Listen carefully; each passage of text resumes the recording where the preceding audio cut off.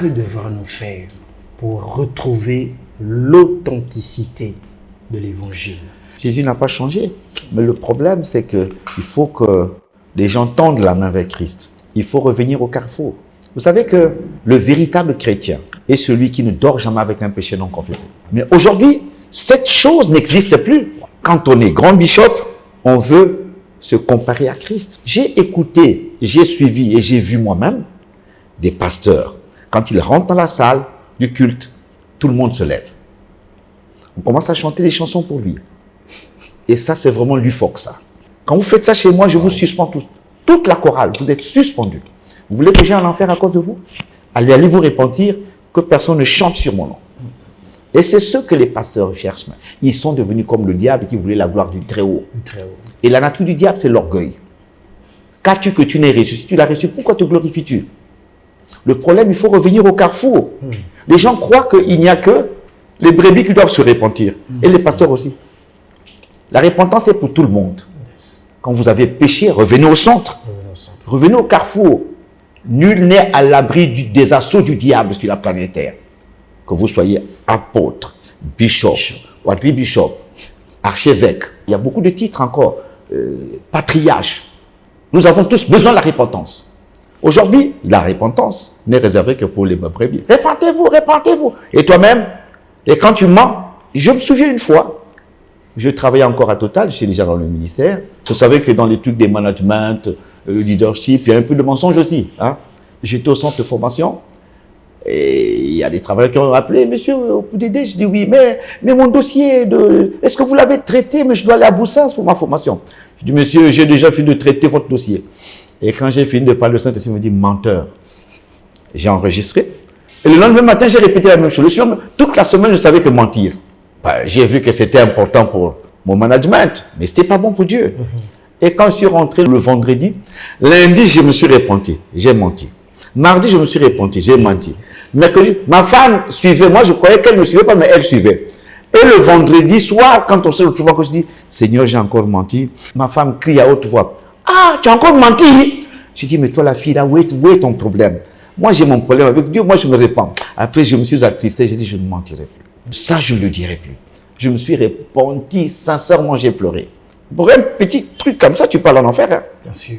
Vous conviendrez avec moi que la repentance est pour tout le monde. Et aujourd'hui, on a l'impression que non, la chair est faible. On ne peut pas justifier un péché par un verset biblique. Je vous en supplie. Si nous voulons revenir au carrefour, il faut d'abord avoir un esprit repentant.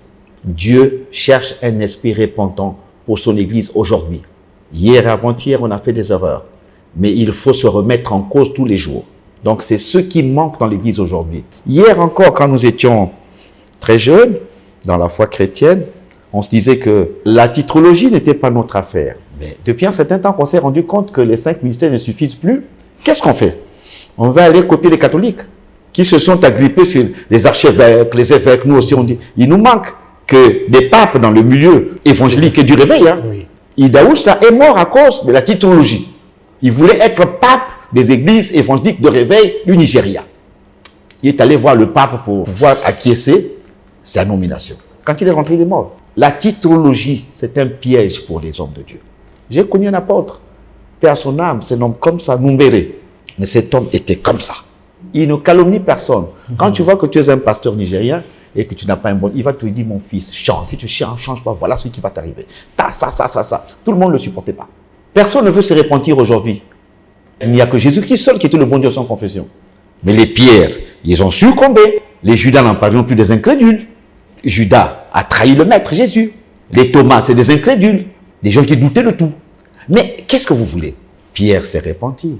Il a pleuré. Ses larmes étaient une signification de sa repentance. L'entêtement de Judas a fait en sorte qu'il ne se soit pas repenti. Jésus pouvait le pardonner. Alors, nous ici, on croit le fait qu'on prêche l'évangile, on est déjà au ciel. Non. Vous pouvez être un pasteur et vous retrouver en enfer. Je veux que les gens le sachent bien. Tous, nous ne sommes pas à l'abri des assauts du diable. La meilleure manière de revenir au centre de la volonté du plein évangile, il faut très bien que nous revenions à la vie de repentance. La repentance est une clé principale. La Bible nous dit que si nous disons que nous n'avons pas un péché, nous faisons Dieu menteur. Sa parole n'est point en nous. Mais si nous confessons nos péchés, il est juste et fidèle pour nous les pardonner, pour nous purifier de toute iniquité. Voilà, pasteur Bello. La difficulté, c'est là. C'est là. Il faut se repentir.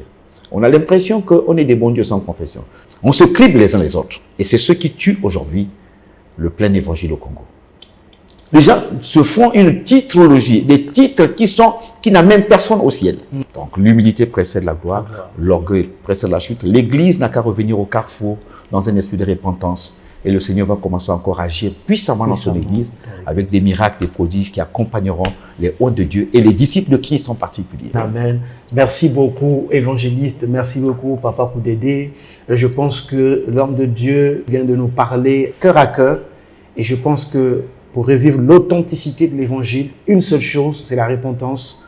Revenons à l'essentiel. C'est ce que le Seigneur attend de nous.